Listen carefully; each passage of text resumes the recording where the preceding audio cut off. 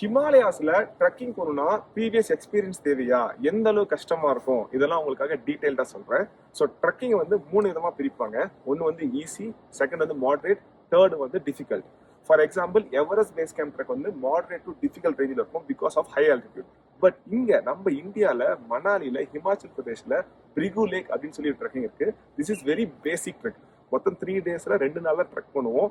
5 days trip இது. இந்த 5 டேஸ்ல மணாலி 2 டேஸ் கவர் ஆயிடும். அதுக்கப்புறம் 3 டேஸ் ட்ரெக்கிங் போவோம். அந்த 3 டேஸ்ல first day half day trek பண்ணுவோம், second day full day trek பண்ணுவோம், தேர்ட் டே ஹாஃப் டே. இவ்வளவுதான் நடக்கும். This is very very basic trek. யார் வேணா ஜாயின் பண்ணலாம்.